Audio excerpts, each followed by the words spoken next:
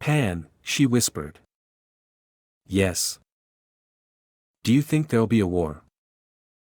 Not yet.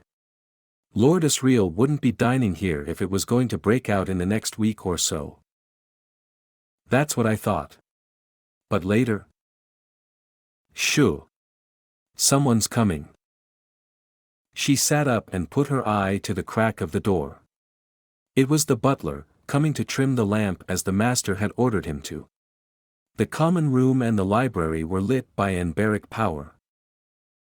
But the scholars preferred the older, softer naphtha lamps in the retiring room. They wouldn't change that in the master's lifetime. The butler trimmed the wick, and put another log on the fire as well, and then listened carefully at the hall door before helping himself to a handful of leaf from the smoking stand. He had hardly replaced the lid when the handle of the other door turned, making him jump nervously.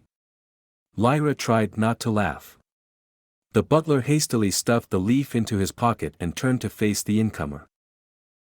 Lord Asriel, he said, and a shiver of cold surprise ran down Lyra's back. She couldn't see him from where she was, and she tried to smother the urge to move and look. Good evening, Wren, said Lord Asriel. Lyra always heard that harsh voice with a mixture of pleasure and apprehension. I arrived too late to dine. I'll wait in here. The butler looked uncomfortable. Guests entered the retiring room at the master's invitation only, and Lord Asriel knew that, but the butler also saw Lord Asriel looking pointedly at the bulge in his pocket, and decided not to protest. Shall I let the master know you've arrived, my lord? No harm in that. You might bring me some coffee. Very good, my lord. The butler bowed and hastened out, his demon trotting submissively at his heels. Lyra's uncle moved across to the fire and stretched his arms high above his head, yawning like a lion. He was wearing traveling clothes. Lyra was reminded, as she always was when she saw him again, of how much he frightened her. There was no question now of creeping out unnoticed, she'd have to sit tight and hope. Lord Asriel's demon, a snow leopard, stood behind him. Are you going to show the projections in here? She said quietly. Yes. It'll create less fuss than moving to the lecture theater. They'll want to see the specimens too. I'll send for the porter in a minute. This is a bad time, Stelmaria. You should rest. He stretched out in one of the armchairs, so that Lyra could no longer see his face. Yes, yes. I should also change my clothes. There's probably some ancient etiquette that allows them to fine me 12 bottles for coming in here dressed improperly. I should sleep for 3 days.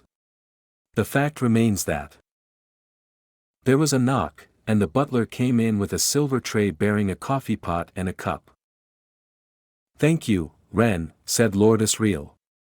Is that the tokay I can see on the table? The master ordered it decanted especially for you, my lord, said the butler. There are only 36 bottles left of the 98. All good things pass away. Leave the tray here beside me. Oh, ask the porter to send up the 2 cases I left in the lodge, would you? Here, my lord. Yes, here, man. And I shall need a screen and a projecting lantern, also here, also now. The butler could hardly prevent himself from opening his mouth in surprise, but managed to suppress the question, or the protest. Wren, you're forgetting your place, said Lord Asriel. Don't question me, just do as I tell you. Very good, my lord, said the butler. If I may suggest it, I should perhaps let Mr. Cawson know what you're planning, my lord, or else he'll be somewhat taken aback, if you see what I mean.